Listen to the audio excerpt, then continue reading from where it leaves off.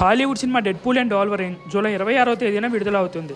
ఈ cinema release సందర్భంగా Hyderabad fans హంగామా చేస్తున్నారు. ఆర్టీసీ క్రాస్ రోడ్స్ వద్ద బ్యానర్లు కట్టి రంగులతో సంబరాలు చేసుకుంటున్నారు. హాలీవుడ్ సినిమాలకు ఇంత క్రేజా అని వీడియోలు చూసిన నెటిజన్లు షాక్ అవుతున్నారు.